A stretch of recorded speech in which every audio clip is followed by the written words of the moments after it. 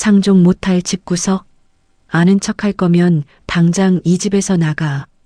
시어머니의 삿대질이 제 코앞을 스쳤습니다.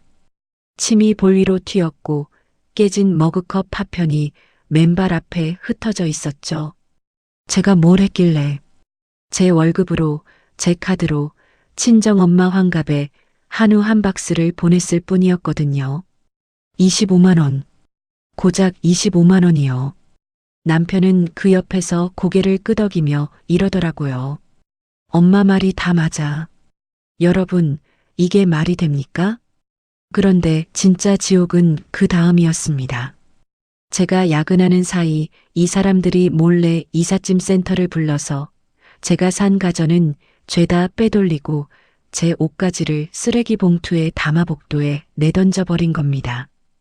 밤 11시 텅 빈 복도에서 바뀐 도어락의 빨간 불을 바라보던 그 순간 저는 울지 않았어요. 이 사람들이 까맣게 모르고 있는 게 하나 있었거든요. 전세금 4억, 그 돈의 주인이 누구인지를요. 안녕하세요. 오늘 사연 시청자 여러분. 자, 그럼 25만원짜리 한우 한 박스로 시댁을 발칵 뒤집어 놓은 이지연 씨의 사연 지금 바로 시작하겠습니다. 안녕하세요. 저는 35살 이지원입니다. 중견기업 마케팅팀 과장으로 일하고 있고요. 매달 통장에 찍히는 월급이 우리 집 생활비의 거의 전부라 해도 과언이 아닙니다. 남편 최정우는 중소기업 영업직인데 솔직히 말씀드리면 월급의 절반 이상이 본인 술값과 유흥비로 사라지는 사람이었어요. 그러니까 전세 보증금 4억 원, 냉장고, 세탁기, 식기 세트, 이 집에 있는 갓 나가는 건 전부 제 돈으로 장만한 겁니다. 그런데도 시어머니와 남편은 제 월급을 마치 시댁의 공공재처럼 여기더라고요. 제가 무슨 돈을 쓰든 보고를 해야 하고 허락을 받아야 하는 분위기. 여러분, 이게 말이 됩니까? 그해 겨울, 친정엄마 환갑이었습니다. 평생 새벽 4시에 일어나 김밥집을 하시며 저를 대학까지 보내주신 엄마. 환갑상 한번 제대로 못 차려드렸는데 백화점 정육 코너를 지나다 최고급 한우 세트가 눈에 들어왔어요. 25만 원.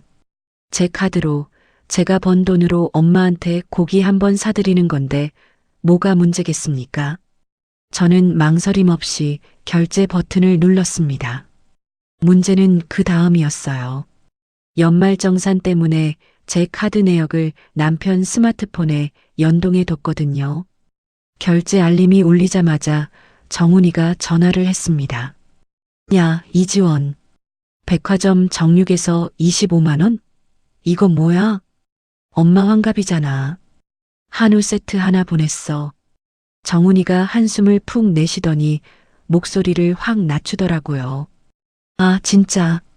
요즘 전세 만기 앞두고 이사 비용도 빠듯한데 친정에 25만 원을 그냥 갖다 바쳐? 나한테 한마디도 없이? 내 월급으로 내 엄마한테 고기 하나 사드리는 건데 왜 내 허락을 받아야 하는데? 정훈이는 대답 대신 전화를 끊었습니다. 그리고 채 10분도 지나지 않아 시어머니한테 전화를 걸었더라고요. 이 사람이 35 먹은 남자가 엄마한테 쪼르르 달려가 일러 바친 겁니다. 여러분, 진짜 어처구니가 없더라고요. 1시간쯤 지났을까? 현관 비밀번호를 누르는 소리가 들리더니 시어머니가 신발도 제대로 안 벗고 거실로 들이닥쳤습니다. 얼굴이 시뻘겋게 달아올라 있었고 손에 든 핸드백을 소파 위로 내던지는 소리가 쾅 하고 울렸어요. 이지원, 내가 감히 시댁한테 말도 없이 친정에 거금을 빼돌려? 어머니, 25만 원이 거금이라뇨. 제 월급으로 친정엄마 환갑 선물을 한 건데요. 닥쳐. 내 돈이 어딨어. 이 집에서 나가는 돈은 전부 우리 집안 돈이야. 시어머니는 식탁 위에 놓여있던 머그컵을 집어들어 싱크대로 내던졌습니다. sak이 깨지는 소리가 귀를 찢었고 파편이 바닥에 흩어졌어요. 저는 맨발이라 한 발짝도 움직일 수가 없었습니다. 상종 못할 집구석, 그 천한 것들 아는 척할 거면 이 집에서 당장 나가. 시어머니가 제 코앞까지 들이대며 삿대질을 했습니다. 손가락 끝이 제 이마를 스칠 듯 말 듯 흔들렸고 입에서 튀어나오는 침이 제 볼 위로 떨어졌어요. 제 손등에 핏줄이 부르르 떨렸지만 저는 이를 악물고 참았습니다. 정훈아, 너도 한마디 해. 시어머니가 뒤를 돌아보며 소리쳤고 거실 구석에 서 있던 정훈이가 천천히 입을 열었습니다. 엄마 말이 다 맞아. 지원아, 내가 좀 심했어. 사과해. 저는 차분하게 말했습니다. 제 명의 카드로, 제가 번 돈으로 제 엄마 환갑 선물을 한 겁니다. 이게 도대체 뭐가 잘못된 건지 설명해 주세요. 아무도 대답하지 않았습니다. 논리로는 한 글자도 반박할 수 없으니까요. 대신 시어머니가 내뱉은 말 잊을 수가 없습니다. 말 많은 년은 쓸모가 없어. 돈이나 벌어다 바쳐.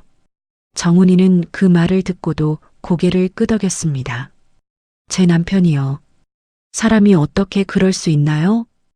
그날 밤 시어머니가 돌아가고 정훈이는 안방에 먼저 들어가 코를 골았습니다. 저는 거실 소파에 혼자 앉아 깨진 머그컵 파편을 하나하나 주워 담으면서 생각했어요. 이 사람들이 25만 원짜리 한우에 이 정도 발작을 하는데 앞으로 뭔들 못하겠습니까? 이때까지만 해도 그들이 진짜로 제 인생을 송두리째 뒤엎을 짓을 벌일 줄은 꿈에도 몰랐습니다. 다음 날 아침 정훈이가 현관에서 구두를 신으며 평소처럼 말했어요. 나 출근한다. 목소리는 평범했는데 입꼬리가 살짝 올라가 있었습니다. 무언가를 숨기는 사람 특유의 비열하고 찜찜한 표정이었어요. 현관문이 닫히는 소리를 들으며 저는 등골이 싸늘해지는 걸 느꼈습니다. 직감이었습니다. 이 사람들이 뭔가를 꾸미고 있다는 것. 그리고 그 직감은 틀리지 않았습니다. 그날 저는 회사에서 중요한 프로젝트 마감이 걸려 있었습니다. 마케팅 보고서 최종본을 넘겨야 해서 점심도 김밥 한 줄로 때우고 모니터만 붙들고 있었어요.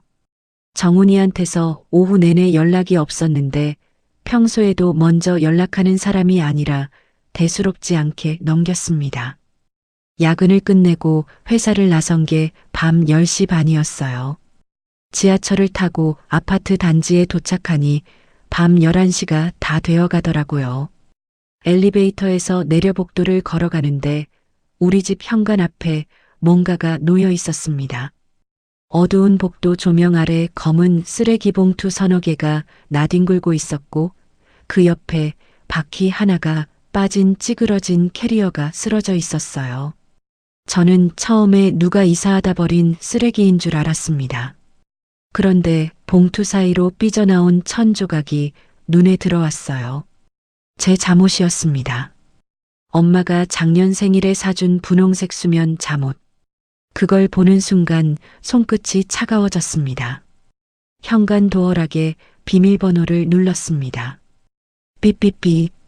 빨간 불이 들어왔어요. 한 번 더 눌렀습니다. 또 빨간 불. 비밀번호가 바뀌어 있었습니다. 저는 문고리를 잡아당겨 봤지만 문은 꿈쩍도 하지 않았어요. 귀를 갖다 대니 집안은 쥐 죽은 듯 고요했습니다. 가구 옮기는 소리도 발걸음 소리도 아무것도 들리지 않았어요. 그때 스마트폰이 울렸습니다. 시어머니한테서 문자 메시지가 와 있었어요. 친정집하고 인연 끊고 월급 통장이랑 금융인증서 다 바치기 전까지는 새집 주소 절대 안 알려줄 테니까 알아서 해라. 여러분, 제 마음이 어땠겠습니까? 밤 11시에 텅 빈 복도에 혼자 서서 쓰레기 봉투에 쑤셔 넣어진 내 옷가지를 내려다보고 있는 겁니다. 제가 번 돈으로 장만한 집에서 제가 산 가전제품은 다 빼돌리고 저한테는 종량제 봉투 몇 개를 던져준 거예요. 저는 복도 벽에 등을 기대고 천천히 주저앉았습니다. 무릎이 가슴에 닿았고 찬 복도 바닥의 냉기가 허벅지를 타고 올라왔어요. 눈물이 나올 줄 알았는데 이상하게 눈이 바싹 말라 있더라고요. 너무 어이가 없으면 울음도 안 나오는 거 아시죠? 잠깐 그렇게 앉아 있다가 저는 고개를 들었습니다. 그리고 스마트폰 카메라를 켰어요. 복도에 널브러진 쓰레기 봉투를 찍었습니다. 찌그러진 캐리어를 찍었습니다. 빨간 불이 켜진 도어락을 찍었습니다. 시어머니가 보낸 협박 문자도 캡처했습니다. 손가락 끝이 미세하게 떨렸지만 셔터를 누르는 동작만큼은 정확했어요. 증거를 다 남기고 나니 배에서 꼬르륵 소리가 났습니다. 점심에 먹은 김밥 한 줄이 전부였으니까요. 저는 쓰레기 봉투 위에 쪼그려 앉은 채로 배달 앱을 열었습니다. 매운 마라탕 하나 곱빼기. 배달비 포함 12,000원. 제 카드로 결제했습니다. 정훈이 폰에 또 알림이 가겠죠. 가라지 뭐. 마라탕이 도착하고 저는 복도 한 구석에서 쓰레기 봉투를 등받이 삼아 기대 앉아 뜨거운 국물을 후루룩 들이마셨습니다. 혀끝이 얼얼하게 메었고 국물이 위장에 닿는 순간 몸에 온기가 돌기 시작했어요. 그제야 머릿속이 맑아지더라고요. 저는 마라탕을 먹으면서 생각을 정리했습니다. 이 무식한 인간들이 뭘 빠뜨렸는지 국물을 한 숟갈 더 떠먹다가 퍼뜩 깨달았어요. 전세 계약서. 지금 우리가 살던 이 전셋집, 보증금 4억 원짜리 이 아파트의 계약자 명의가 누구냐 하면요. 100% 제 이름이었습니다. 이지원. 제 주민번호, 제 도장, 제 서명. 정훈이가 오늘 낮에 이삿짐을 빼면서 집주인 할아버지한테 분명 이렇게 말했을 겁니다. 전세금 4억 제 통장으로 보내주세요. 그런데 우리 집주인 할아버지가 어떤 분이냐면요. 계약서 한 글자 틀리면 형광펜으로 밑줄 치고 수정을 요구하시는 분이에요. 원리원칙의 화신 같은 분. 그 할아버지가 계약자도 아닌 남편 통장으로 4억을 보내줄 리가 없었습니다. 저는 마라탕 용기를 깨끗이 비우고 입가를 닦았습니다. 그리고 남은 쓰레기 봉투들 사이에서 제 캐리어만 하나 꺼내 들었어요. 바퀴 하나가 빠져서 끌 때마다 드르륵 소리가 났지만 걸을 수 있으면 됐습니다. 엘리베이터를 타고 1층으로 내려가 아파트 정문 앞에서 택시를 잡았어요. 기사님 관악구요. 택시 뒷좌석에 앉아 창밖을 보는데 서울의 밤거리가 주르륵 지나갔습니다. 시댁의 그늘이 닿지 않는 곳, 제가 태어나고 자란 곳, 친정집으로 가는 길이었어요. 새벽 가까이 도착해 초인종을 누르니 엄마가 잠옷바람으로 문을 열었습니다. 제 꼴을 보더니 눈이 휘둥그레지셨어요. 지원아, 이 밤에 웬일이야? 그 캐리어는 뭐고? 엄마, 나 며칠만 여기 있을게. 걱정 마. 다 괜찮아. 엄마를 안심시키고 어릴 때 쓰던 방에 누웠습니다. 낡은 이불에서 섬유유연제 냄새가 났어요. 엄마가 항상 빨아두시는 거. 저는 이불을 턱까지 끌어올리고 눈을 감았습니다. 내일 아침 9시 은행 영업이 시작되는 순간 벌어질 일을 떠올리니 입꼬리가 저절로 올라갔습니다. 그 어느 날보다 깊고 달콤한 잠이 저를 감싸 안았습니다. 눈을 뜨니 아침 8시 반이었습니다. 친정집 작은 방 창문 사이로 햇살이 비집고 들어오고 있었어요. 부엌에서 엄마가 된장찌개를 끓이는 소리가 들렸고 구수한 냄새가 방문 틈으로 스며들었습니다. 저는 이불 속에서 스마트폰을 꺼내 화면을 켰어요.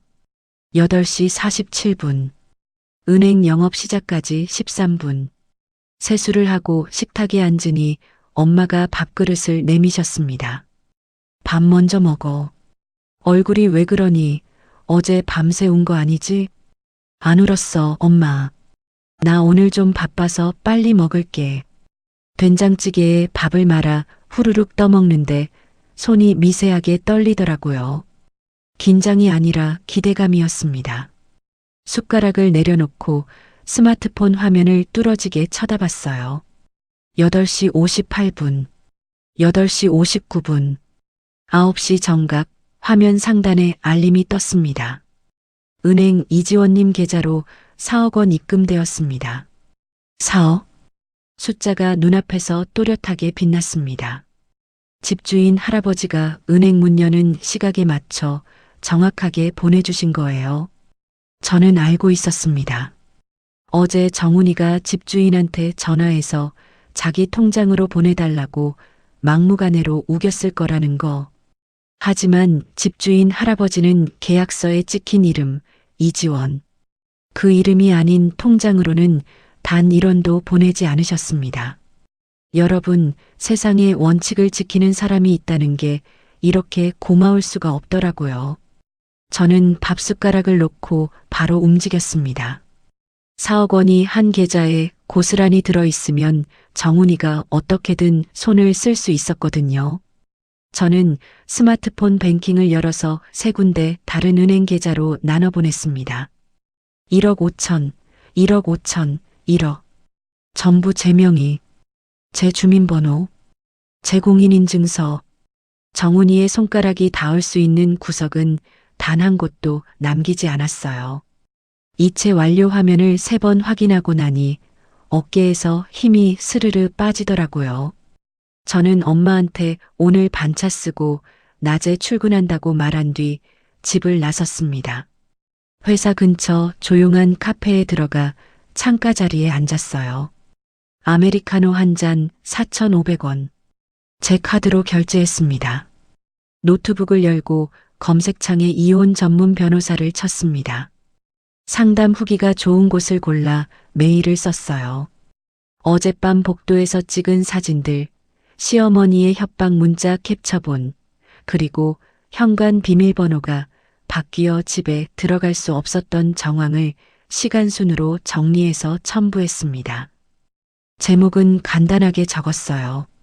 배우자 일방적 가출 및 재산 편취 관련 이혼 상담 요청.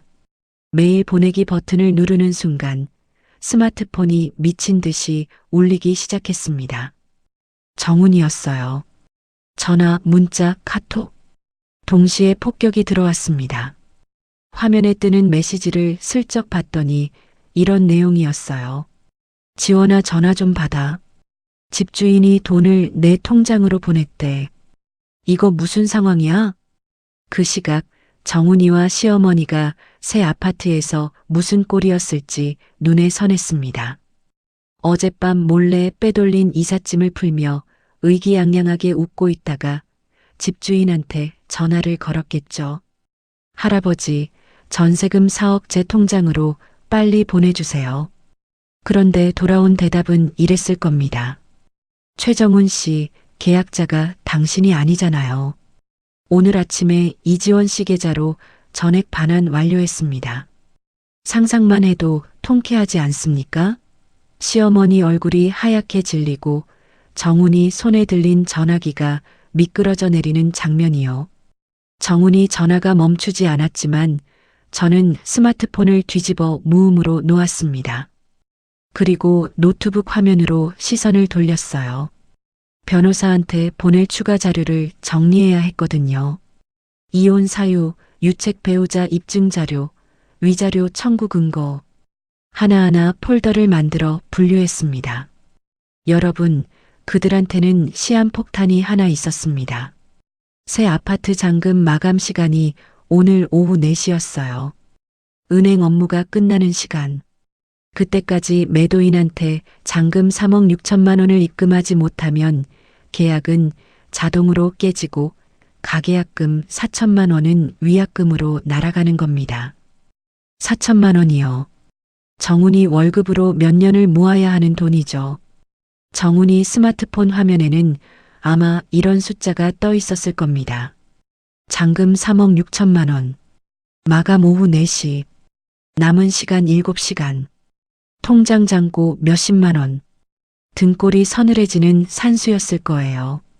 저는 카페 창밖을 내다봤습니다. 봄볕이 따스하게 내리쬐고 있었고 거리에는 점심 약속에 나선 사람들이 여유롭게 걸어다니고 있었어요. 아메리카노를 한 모금 마셨습니다. 고소한 원두 향이 입안에 퍼지더라고요. 저는 이 평화로운 오전의 햇살을 즐기며 정훈이와 시어머니가 시계 초침 소리에 맞춰 피가 마르고 있을 그 새 아파트 거실 풍경을 떠올렸습니다. 오후 4시까지 앞으로 몇 시간. 저는 서두를 이유가 전혀 없었습니다. 커피는 아직 반이나 남아 있었고 노트북 화면에는 이혼 소장 초안이 깔끔하게 정리되어 가고 있었으니까요. 점심시간이 지나도록 제 전화를 받지 않자 정훈이의 문자 톤이 완전히 달라졌습니다. 오전까지만 해도 이거 무슨 상황이야 라며 따지던 사람이 오후가 되니 이렇게 보내더라고요. 지원아 제발. 새집 잔금을 4시까지 안 치르면 큰일 나. 한 번만 전화 좀 받아줘. 제발이라는 단어가 들어간 정훈이의 문자를 결혼 후 처음 봤습니다. 여러분, 사람이 돈 앞에서 이렇게 쉽게 바뀌는 겁니다. 어제까지 엄마 말이 다 맞다며 저를 몰아세우던 사람이 고작 하루 만에 제 발을 붙이고 있었어요.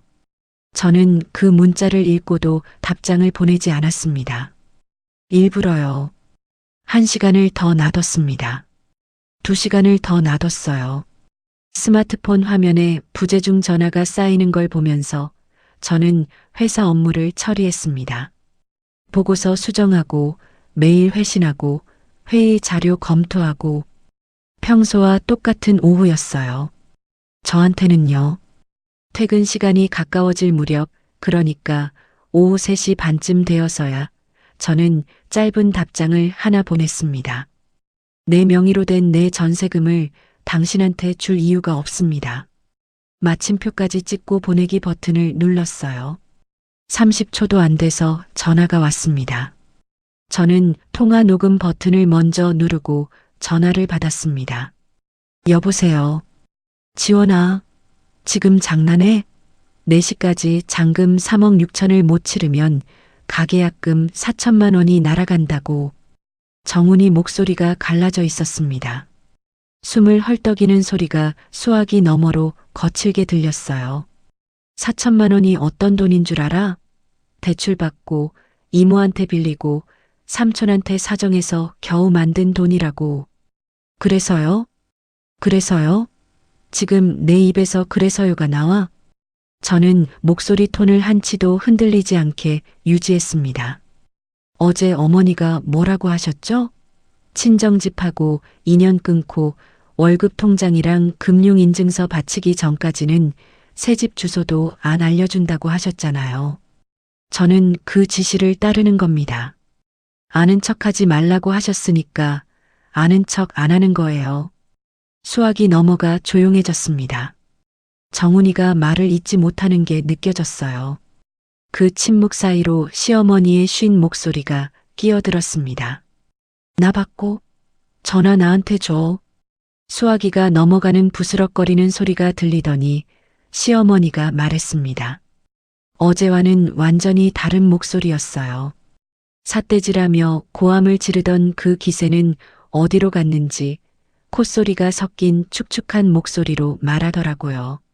지원아, 어머니가 어제 좀 심했다. 내가 미안해. 짐도 다 원래대로 갖다 놓을게. 응? 그러니까 돈부터 좀 이체해줘. 시간이 없어. 여러분, 제가 잘못 들은 게 아닙니다.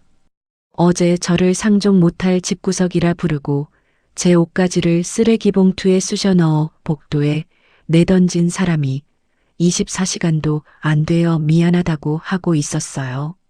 사람이 어떻게 그럴 수 있나요? 미안한 게 아니라 돈이 급한 거잖아요. 어머니, 어제 저한테 뭐라고 하셨는지 정확히 기억하세요? 상종 못할 집구석, 돈이나 벌어다 바쳐. 그렇게 말씀하셨죠. 그건 내가 화가 나서 그런 거고.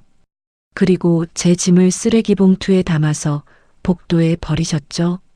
사진 다 찍어뒀습니다. 시어머니가 말을 멈췄습니다. 수화기 너머로 시어머니의 거친 숨소리만 들렸어요.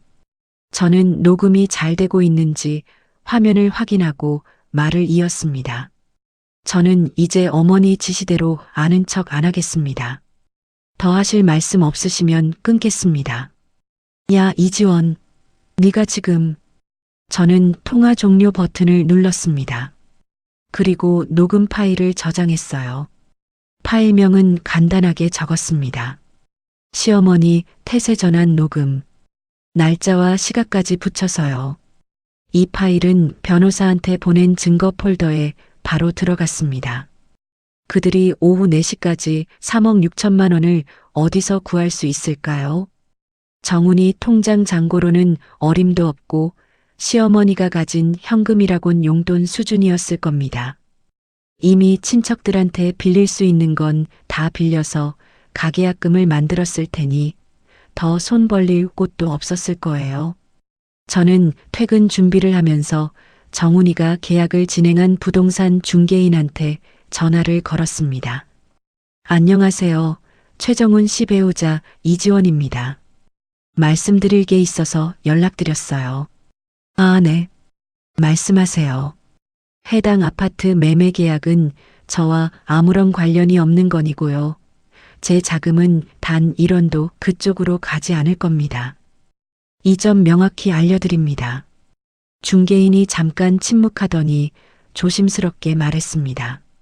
아, 네, 사실 매도인 측에서 오늘 4시까지 잔금이 안 들어오면 바로 계약 파기하고 위약금 처리하겠다고 단단히 벼르고 계세요. 네, 알겠습니다. 참고로 말씀드리면 최정훈 씨 개인 채무는 저와 법적으로 무관합니다. 전화를 끊고 시계를 봤습니다. 3시 48분. 오후 4시까지 12분 남았어요. 저는 퇴근길에 백화점 1층에 들렀습니다. 쇼윈도에 걸려있던 실크 잠옷이 눈에 들어왔거든요. 연보라색, 촉감이 물처럼 부드러운 것. 18만 원. 그리고 바로 옆 화장품 매장에서 아이크림 하나, 12만 원. 전부 제 카드로 결제했습니다. 쇼핑백을 두 손에 들고 백화점을 나서는데 스마트폰 시계가 4시 정각을 찍었습니다. 이 순간 정훈이와 시어머니가 어떤 얼굴을 하고 있을지 저는 상상하지 않아도 알 수 있었어요. 은행 셔터가 내려가는 소리, 매도인한테서 걸려오는 전화, 계약 파기 통보, 가계약금 4천만 원 위약금 몰수. 저는 새로 산 실크 잠옷이 든 쇼핑백을 가볍게 흔들며 택시를 잡았습니다. 오늘 밤은 이 잠옷을 입고 친정집 작은 방에서 엄마가 끓여주는 된장찌개를 먹으며 아주 푹 잘 생각이었어요. 그날 저녁 정훈이한테서 마지막으로 온 문자는 이랬습니다. 4천만 원 날렸다. 너 때문이야. 내일 회사로 찾아간다. 저는 그 문자를 읽고 스마트폰을 베개 옆에 내려놓았습니다. 새로 산 실크 잠옷의 부드러운 촉감이 팔뚝을 감싸고 있었고 엄마가 틀어놓은 거실 TV에서 저녁 뉴스 소리가 희미하게 들려왔어요. 저는 내일을 위해 눈을 감았습니다. 이상하게도 회사로 찾아오겠다는 협박이 무섭지 않았어요. 오히려 오라는 생각이 들었습니다. 공개적으로 망신을 자처하겠다면 말리지 않겠다고요. 다음 날 오후 회사에서 퇴근 준비를 하고 있는데 1층 안내 데스크에서 내선 전화가 왔습니다. 이지원 과장님, 1층에 가족분이라는 두 분이 찾아오셨는데요. 안내 없이 올라가시겠다고 하셔서 보안팀이 제지하고 있습니다. 심장이 한번 크게 뛰었지만 목소리는 흔들리지 않게 잡았습니다. 네, 제가 내려갈게요. 엘리베이터를 타고 1층에 내려서니 로비가 시끄러웠습니다.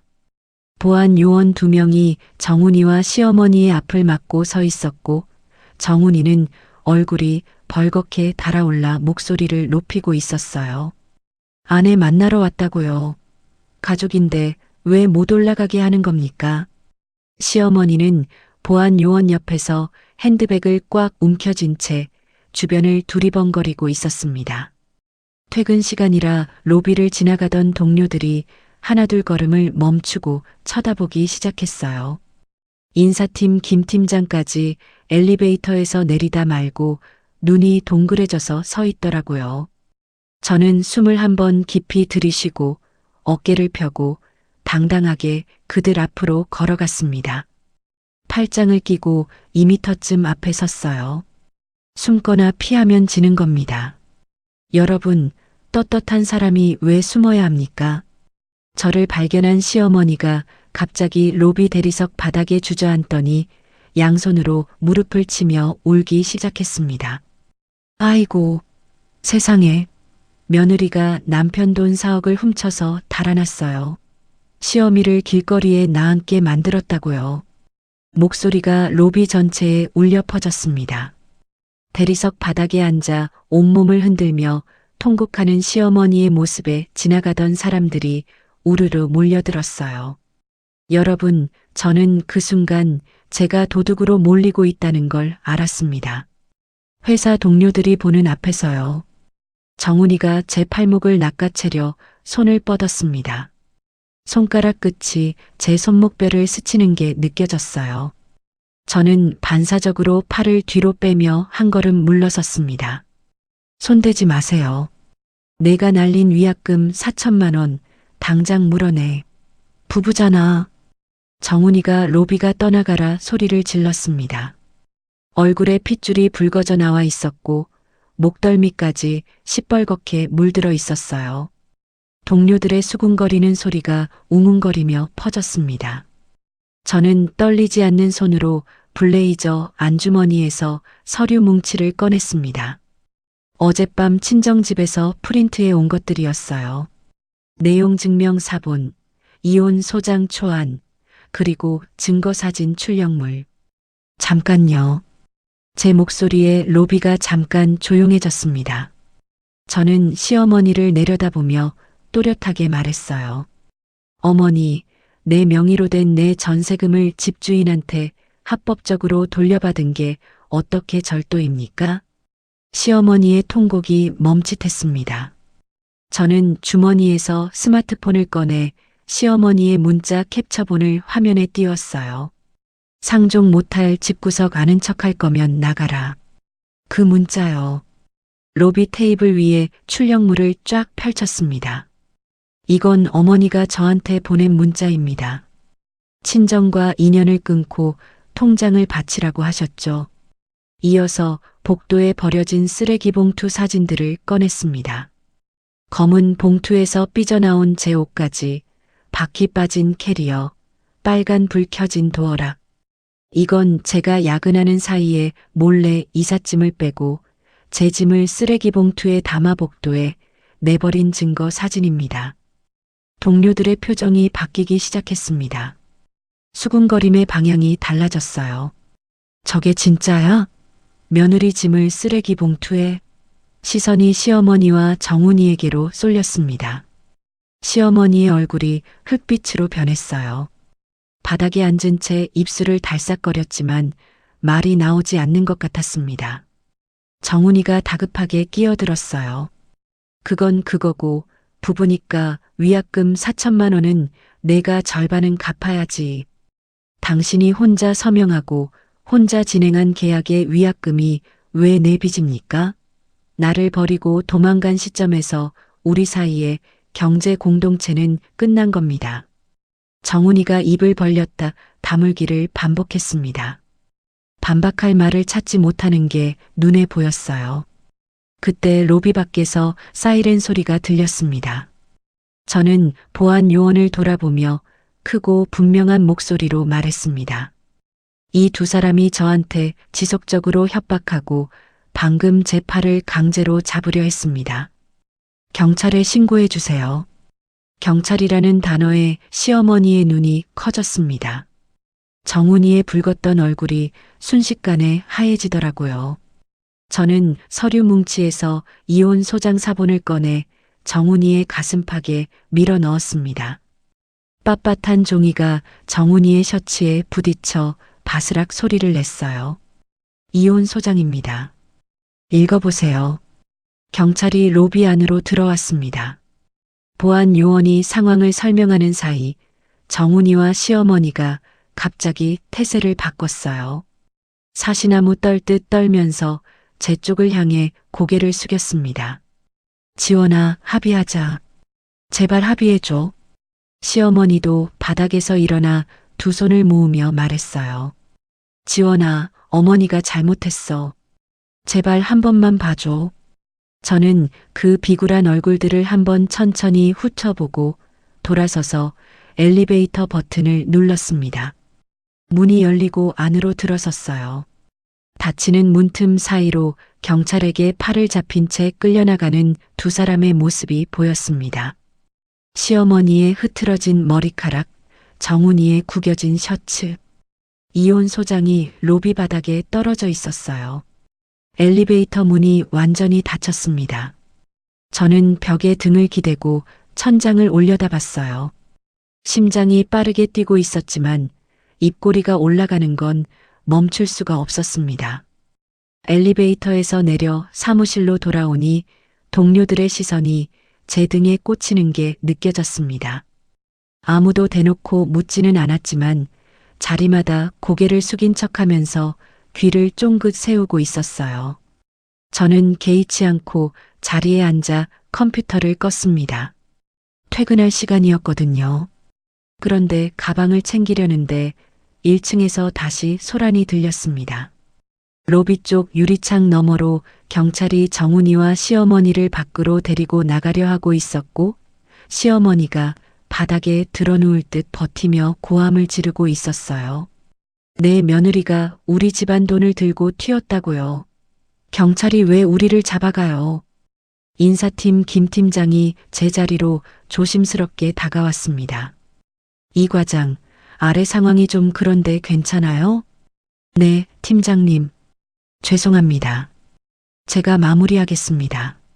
저는 가방을 들고 다시 엘리베이터를 탔습니다.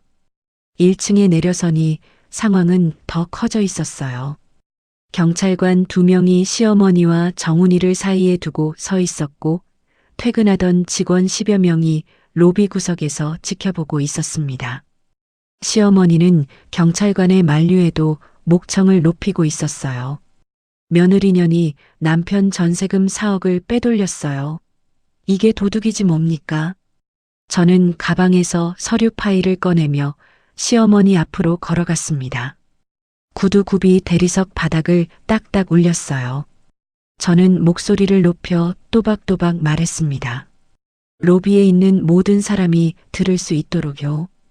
어머니, 그 4억 원이 누구 돈인지 여기 계신 분들 앞에서 확인해 볼까요?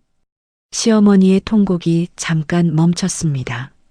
저는 파일에서 전세 계약서 사본을 꺼내 로비 테이블 위에 탁 내려놓았어요. 계약자 이름란에 선명하게 찍힌 세 글자. 이지원. 이 전셋집 계약자는 저입니다. 보증금 4억 원도 제 통장에서 나간 돈이고요. 집주인 할아버지가 계약자 본인한테 돌려준 겁니다. 이게 어디가 절도입니까? 동료들 사이에서 웅성거림이 커졌습니다. 저는 멈추지 않았어요. 시어머니가 보낸 문자 캡처본을 테이블 위에 쫙 펼쳤습니다. 화면을 출력한 A사 용지 4장. 시간순으로 정리해뒀거든요. 이건 어머니가 저한테 보낸 문자입니다. 읽어드릴까요? 상종 못할 집구석 아는 척할 거면 나가라. 친정하고 인연 끊고 월급 통장이랑 금융인증서 다 바치기 전엔 새집 주소 절대 안 알려준다. 이 문자 보내고 제 짐을 쓰레기 봉투에 담아서 복도에 버리셨잖아요. 복도에 나뒹굴던 쓰레기 봉투 사진, 찌그러진 캐리어 사진, 빨간 불 켜진 도어락 사진을 한 장씩 테이블 위에 놓았습니다. 여러분, 사진이라는 게 무서운 겁니다. 아무리 말로 둘러대도 사진 앞에서는 소용이 없거든요. 동료들의 표정이 확연히 달라졌어요. 마케팅팀 박 대리가 고개를 절레절레 흔들며 말했습니다. 며느리 짐을 쓰레기 봉투에 담아버려요? 세상에. 야근하는 틈 타서 몰래 이삿짐 센터 불러서 비싼 가전만 빼돌린 거래. 저건 사람이 할 짓이 아니지. 수군거림이 거세졌고 시선이 전부 시어머니와 정훈이에게 꽂혔습니다. 시어머니의 얼굴이 흙빛을 넘어 잿빛으로 변했어요. 두 손으로 핸드백 끈을 부여잡은 손가락 마디가 하얗게 질려 있었습니다. 궁지에 몰린 정훈이가 악쓰듯 말했어요. 그래도 부부잖아. 위약금으로 날린 4천만 원, 절반은 내가 책임져야지. 부부 연대 책임이라고. 저는 정훈이를 정면으로 바라보며 한 글자씩 끊어 말했습니다. 그 계약서에 내 이름이 한 글자라도 있습니까? 당신이 혼자 서명하고 혼자 진행한 계약의 빚은 당신 개인 채무입니다. 나를 쓰레기 봉투에 담아버리고 도망간 그 시점에 우리 사이의 경제 공동체는 완전히 끝났습니다. 정훈이의 입이 벌어졌다가 닫혔습니다. 아무 말도 나오지 않는 게 보였어요. 경찰관이 한 발 앞으로 나서며 상황을 정리하려 했습니다. 자, 일단 양쪽 다 진정하시고요. 여기서 이러시면 안 됩니다. 경찰관이 정훈이의 팔을 잡아 밖으로 이끌려 하자 시어머니가 갑자기 제 발 앞으로 다가와 두 손을 싹싹 비볐어요. 아까까지 며느리가 도둑이라며 로비가 떠나가라 외치던 사람이요. 지원아, 제발 신고 취하해줘. 어머니가 무릎 꿇을게. 응? 우리 그냥 없던 일로 하자. 여러분, 제 마음이 어땠겠습니까? 어제는 상종 못할 집구석이라 내쫓고 오늘은 무릎을 꿇겠다고요. 이 사람들한테 저는 사람이 아니라 ATM 기계인 겁니다. 돈이 필요하면 비위를 맞추고 필요 없으면 쓰레기 봉투에 담아버리는. 저는 시어머니의 눈을 한번 들여다보고 아무 말 없이 돌아섰습니다. 경찰관에게 처리를 맡기고 로비를 빠져나왔어요. 뒤에서 시어머니의 울음소리와 정훈이가 제 이름을 부르는 소리가 들렸지만 저는 걸음을 멈추지 않았습니다. 회사 정문을 나서는데 바람이 차갑게 볼을 스쳤습니다. 저는 코트 깃을 세우고 큰 길 쪽으로 걸었어요. 등 뒤에서 경찰차 문이 닫히는 소리가 둔탁하게 울렸습니다. 그 소리를 듣는 순간 어깨 위에 올려져 있던 보이지 않는 무게가 조금 벗겨지는 느낌이었어요. 아직 끝나지 않았지만 판은 완전히 제 쪽으로 기울어 있었습니다. 택시를 잡아 타고 친정집 주소를 불렀습니다. 차창 밖으로 서울의 저녁 풍경이 흘러갔어요. 네온사인 불빛이 번지는 거리를 보면서 저는 생각했습니다. 오늘 로비에서 벌어진 일은 시작에 불과했고 시댁 친척들이 이 소식을 듣게 되면 진짜 폭풍이 몰려올 거라는 걸요. 하지만 저는 준비가 되어 있었습니다. 서류가 있었고 녹음이 있었고 사진이 있었으니까요. 팩트 앞에서는 아무리 큰 거짓말도 종이장처럼 찢어집니다. 그날 저녁 경찰서에서 조사를 받고 풀려난 정훈이와 시어머니는 가만히 있지 않았습니다. 시어머니가 제일 먼저 한 일이 뭐였냐면요. 시이모 두 분과 시삼촌한테 전화를 돌린 겁니다. 며느리가 우리 집안 돈 4억을 들고 친정으로 도망갔다. 당장 가서 돈 받아내야 한다. 이렇게 선동한 거예요.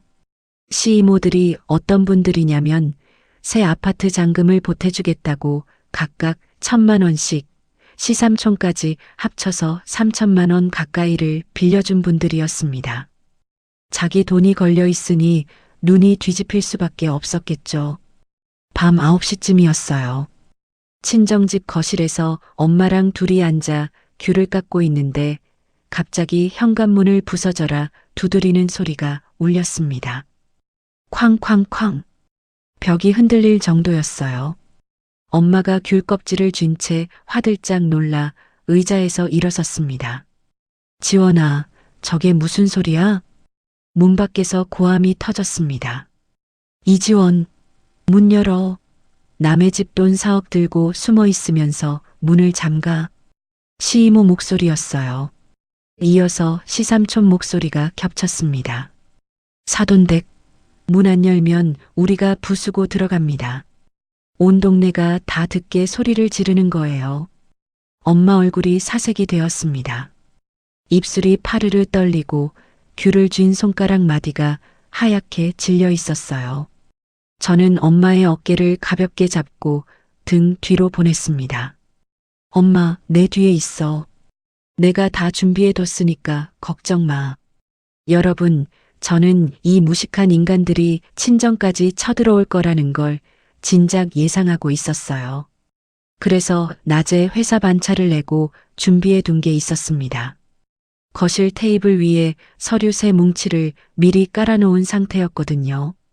전세 계약서 원본, 집주인의 전세금 반환 이체 내역서, 그리고 정훈이의 대출 독촉장들. 저는 현관문을 활짝 열었습니다. 문 앞에 시이모 두 분, 시삼촌, 시어머니, 정훈이. 5명이 잔뜩 살기를 띤 얼굴로 서 있었어요. 큰 시이모가 저를 보자마자 손가락으로 가리키며 쏘아붙였습니다. 이지원, 내가 우리 집안 돈을 들고 튀어? 양심이 있어, 없어? 들어오세요. 거실에서 서류 확인하시죠. 저는 비켜서며 문을 잡아줬습니다. 5명이 우르르 거실로 밀려 들어왔어요.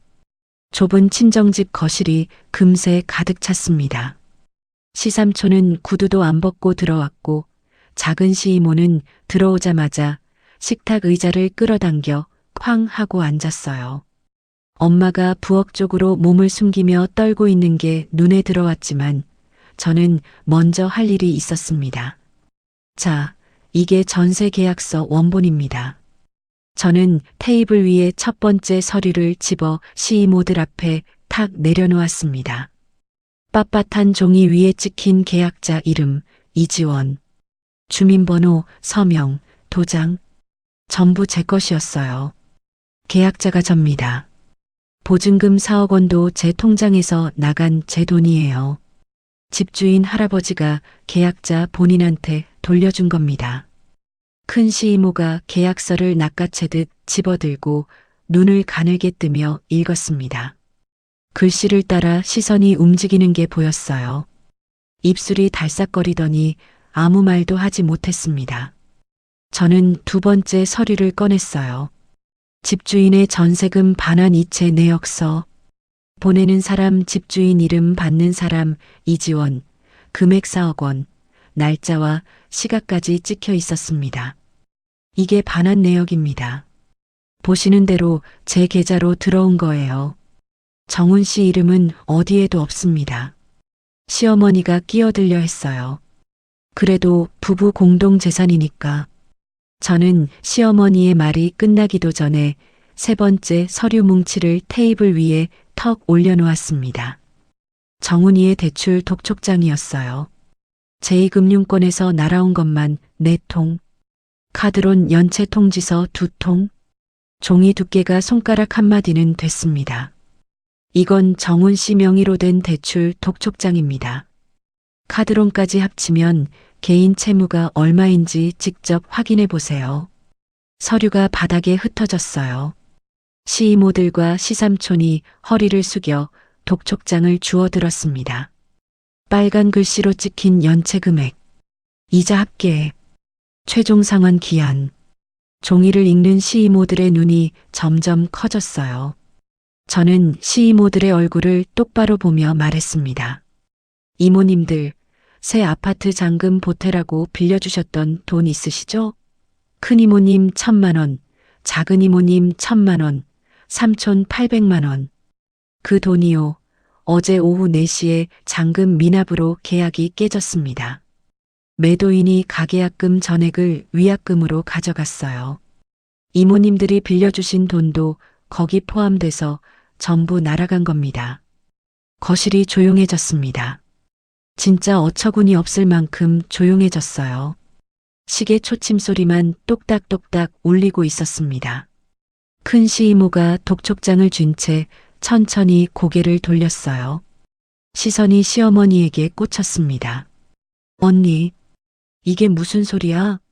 내 1,000만 원이 날아갔다고? 시어머니가 손을 내저으며 말했어요. 그건 이 며느리가 돈을 안 줘서. 언니가 나한테 뭐라고 했어? 전세금 4억 받으면 바로 갚는다고 했잖아. 그게 며느리 통장으로 갔으면 며느리한테 잘해서 받아야 할 거 아냐. 짐을 쓰레기 봉투에 담아버리면서 돈을 내놓으라고? 작은 시이모가 벌떡 일어나며 소리쳤어요. 나도 1,000만 원 빌려줬어. 막내 대학 등록금에서 뺏어준 돈이라고. 그걸 날려? 시삼촌이 테이블을 주먹으로 내리쳤습니다. 쿵. 테이블 위에 서류가 흔들렸어요. 누나, 800만 원 당장 내놔. 나 그거 장모님 병원비에서 뺀 거야. 시어머니의 얼굴이 벌겋게 달아올랐다가 하얘지기를 반복했습니다. 입을 달싹거렸지만 말이 나오지 않았어요. 정훈이는 거실 구석에 서서 고개를 푹 숙이고 있었습니다. 큰 시이모가 자리에서 벌떡 일어나더니 시어머니의 앞으로 성큼 다가갔어요. 이 돈을 어떻게 해줄 거야? 내 돈 내놔. 큰 시이모가 시어머니의 머리채를 움켜쥐었습니다. 시어머니가 비명을 지르며 손을 뻗어 막으려 했지만 작은 시이모까지 달려들어 시어머니의 팔을 잡아 흔들었어요. 시삼촌이 정훈이의 멱살을 틀어주며 고함을 질렀습니다. 야, 최정훈, 내 800만 원 당장 가져와. 거실 바닥에서 서로의 머리채를 잡고 뒹구는 소리, 옷이 찢어지는 소리, 비명과 욕설이 뒤엉켜 아수라장이 되었습니다. 저를 공격하러 왔던 시댁의 결속력이 돈 앞에서 3분도 안 돼 산산조각 난 거예요. 여러분, 피는 물보다 진하다고 하죠? 돈 앞에서는 아닙니다. 저는 그 난투극을 차가운 눈으로 바라보다가 부엌에서 떨고 있는 엄마에게 다가갔습니다. 엄마, 방에 들어가 있어. 금방 끝나. 엄마를 방으로 보내고 저는 조용히 스마트폰을 들었습니다. 110을 눌렀어요. 여보세요, 관악구입니다. 주거침입과 재물손괴로 신고합니다. 전화를 끊고 거실을 돌아봤습니다. 시어머니가 바닥에 나뒹굴며 울부짖고 있었고 큰 시이모는 내 돈 내놓으라며 시어머니의 옷깃을 잡아당기고 있었어요. 정훈이는 시삼촌에게 멱살을 잡힌 채 헛손질을 하고 있었고 식탁 위에 깔아놨던 서류들이 바닥에 흩어져 발에 밟히고 있었습니다. 저는 거실 한쪽 벽에 등을 기대고 팔짱을 꼈습니다. 이 꼴을 만든 건 제가 아니라 저들 자신이었어요. 10분쯤 지났을까 멀리서 사이렌 소리가 가까워지기 시작했습니다. 그 아수라장 같았던 밤 이후 3개월이 흘렀습니다. 그 사이에 무슨 일이 있었냐면요. 제가 경찰서에 접수해둔 주거침입과 재물손괴, 형사고소가 정훈이와 시어머니의 목줄을 꽉 쥐고 있었어요. 형사 처벌을 받게 되면 정훈이는 회사에서 잘리고 시어머니는 전과자가 되는 거잖아요. 그러니 저한테 매달릴 수밖에 없었습니다. 저는 변호사와 함께 조건을 내걸었어요. 형사 고소를 취하하는 대신 정훈이가 제 전세금 4억 원에 대한 일체의 권리를 포기하고 위자료 3천만 원을 지급한다. 이 두 가지. 정훈이가 버티면 버틸수록 형사 절차는 진행되니까 결국 2주 만에 합의서에 도장을 찍었습니다. 도장 찍는 정훈이의 손끝이 파르르 떨리는 게 보였어요. 옆에 앉은 시어머니는 입술을 꽉 깨문 채 고개를 돌리고 있었습니다. 협의 이혼이 성립된 날 법원을 나서는데 4월 바람이 볼을 스쳤습니다. 차갑지도 따뜻하지도 않은 딱 좋은 바람이었어요. 저는 법원 정문 계단에 서서 하늘을 올려다봤습니다. 구름 한 점 없이 맑더라고요. 여러분, 저는 그때 처음으로 숨이 트이는 느낌을 받았습니다. 가슴을 짓누르던 돌덩이가 둥 하고 굴러 떨어진 것 같았어요. 그 뒤로 정훈이와 시어머니가 어떻게 됐는지 말씀드릴게요. 가계약금 4천만 원을 날리고 시이모들과 시삼촌한테 빌린 돈까지 갚아야 했던 두 사람은 살던 동네에서 버틸 수가 없었습니다. 빚쟁이들 눈을 피해 서울 변두리의 낡은 다세대 주택 반지하 방으로 이사했어요. 보증금 500만 원에 월세 35만 원짜리. 벽에 곰팡이가 피어 있고 장마철이면 화장실에서 물이 역류하는 그런 곳이었다고 나중에 들었습니다. 정훈이는 매달 월급에서 사채 이자가 빠지고 제 위자료 강제 집행분이 빠지고 나면 손에 쥐는 돈이 얼마 안 됐대요. 점심시간마다 회사 탕비실에서 컵라면에 뜨거운 물을 붓고 3분을 기다리며 멍하니 서 있는 모습을 동료가 목격했다고 하더라고요. 750원짜리 컵라면. 그게 정훈이의 점심이 된 겁니다. 시어머니는요, 평소에 며느리 카드로 백화점 식품관에서 한우만 고르던 분이셨잖아요. 그 시어머니가 동네 식당 주방에 취직했습니다. 아침 7시부터 밤 9시까지 설거지를 하고 받는 일당이 7만 원. 불린 손끝이 갈라지고 무릎이 시큰거려도 쉴 수가 없었어요. 시이모들한테서 매일 밤 전화가 오거든요. 언니, 내 돈 언제 줄 거야? 다음 달까지 안 갚으면 나도 가만 안 있어. 큰 시이모의 독촉 전화에 시어머니가 반지하 방 이불을 뒤집어 쓰고 훌쩍이는 소리가 벽 너머로 새어나왔다고 합니다. 좁디 좁은 방에서 정훈이와 시어머니는 매일 서로의 탓을 했어요. 엄마가 짐을 빼자고 했잖아. 엄마 때문에 이 꼴이 난 거라고. 내가 카드 내역을 안 봤으면 이런 일이 없었어. 내가 나한테 전화를 왜 했어. 반지하 방 얇은 벽 너머로 새어나오는 고함 소리에 옆집 사람이 벽을 쾅쾅 두드렸다는 얘기까지 들었습니다. 제가 잘못한 건가요? 아닙니다. 저들이 자기 손으로 자기 무덤을 판 겁니다. 반면에 저는요, 지긋지긋한 시댁의 그늘에서 완전히 벗어났습니다. 4억 원의 전세금과 그동안 꾸준히 모아둔 저축을 합쳐서 회사 근처에 소형 아파트를 한 채 샀어요. 제 이름으로요. 등기부등본에 찍힌 소유자 이름 이지원. 그 빳빳한 종이를 손에 쥐었을 때 손끝에 전해지는 그 감촉을 여러분은 아실까요? 이게 진짜 내 집이구나. 누구의 허락도 필요 없는 오롯이 내 이름으로 된 공간. 집 앞에 작은 화단이 있는데 거기에 엄마가 가져다 준 방울토마토 모종을 심었어요. 물을 줄 때마다 잎사귀에서 풋풋한 흙냄새가 올라오는데 그게 참 좋더라고요. 지난 주말 저는 백화점 정육 코너에 갔습니다. 최고급 한우 세트 25만 원짜리 두 박스를 집었어요. 합계 50만 원. 제 카드로 결제했습니다. 알림이 갈 사람은 이제 아무도 없었어요. 한우를 들고 친정집 문을 열었더니 엄마가 앞치마를 두르고 나오셨어요. 지원아, 그 큰 박스가 뭐야? 엄마, 한우. 오늘 고기 구워 먹자. 어머, 또? 지난번에도 사왔잖아. 돈 아까워라. 아깝긴 뭐가 아까워. 내 돈으로 내 엄마한테 고기 사드리는 건데. 엄마가 웃으셨습니다. 주름진 눈가가 초승달처럼 휘어지며 환하게 웃으셨어요.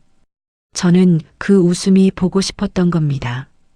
시어머니가 발작을 했던 그 25만 원짜리 한우. 그게 뭐라고. 엄마 웃음 한 번에 비하면 아무것도 아닌 돈이었어요. 불판 위에 한우를 올렸습니다. 지글지글 기름이 튀며 고소한 냄새가 부엌 가득 퍼졌어요. 최고급 마블링이 열을 만나 투명하게 녹아내리고 고기 표면이 황금빛으로 익어가는 걸 보면서 엄마가 말했어요. 지원아, 이제 좀 편하니? 응, 엄마. 이제 진짜 편해.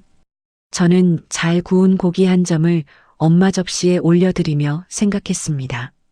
부당한 희생을 강요하는 사람들한테는 눈물이나 사정이 아니라 서류와 법과 원칙으로 대응하는 게 유일한 정답이라는 거리요. 제가 3개월 전 그 복도에서 울고불고 매달렸다면 지금 이 자리에 없었을 겁니다. 내 월급으로, 내 이름으로 된 집에서 내가 사랑하는 사람과 고기를 구워 먹는 이 평범한 저녁. 여러분, 이게 제가 되찾은 겁니다. 2번 다시 타인에게 내 삶의 주도권을 넘기지 않겠다고 저는 불판 위에서 지글거리는 한우를 바라보며 조용히 다짐했습니다. 여러분, 시어머니는 지금 반지하 방에서 매일 식당 설거지를 하며 시이모들의 빚 톡촉에 시달리고 있고요. 정훈이는 컵라면 하나로 점심을 때우며 사채 이자에 쪼들리고 있다고 합니다. 남의 돈으로 큰 소리 치던 사람들의 최후치고는 참 초라하죠. 결국 자기 손으로 자기 무덤을 판 겁니다. 돌이켜보면요. 제가 되찾은 건 4억 원이 아니었습니다. 돈은 수단이었을 뿐이에요. 진짜 되찾은 건 켜켜이 쌓인 서름 아래 짓밟혀 있던 저 자신이었더라고요. 착한 며느리여야 한다는 굴레 속에서 제 목소리를 삼키고 제 엄마한테 고기 한 근 보내는 것조차 눈치를 보던 그 비참한 제가 이제는 당당하게 내 이름 썩 자가 찍힌 등기부 등본을 쥐고 서 있습니다. 사람이 자기 인생의 주인으로 다시 서는 것, 그게 진짜 복수였던 것 같아요. 시청자 여러분은 어떻게 생각하시나요? 살다 보면 가족이라는 이름 아래 참 많은 걸 참게 되잖아요. 한설인 세월을 꾹꾹 눌러 담고 사시는 분들이 분명 계실 겁니다. 그분들께 이 말씀만 드리고 싶어요. 가족은 성씨가 같은 사람이 아니라 내가 쓰러질 때 손을 잡아주는 사람이라고요. 나를 아끼지 않는 사람에게 내 인생을 맡기지 마세요. 오늘 사연이 시원하셨다면 구독과 좋아요 꾹 눌러주시고요. 이야기를 끝까지 들어주신 분이 계시다면 잘 들었다고 댓글 하나만 남겨주세요. 여러분의 따뜻한 댓글이 제게는 큰 힘이 됩니다.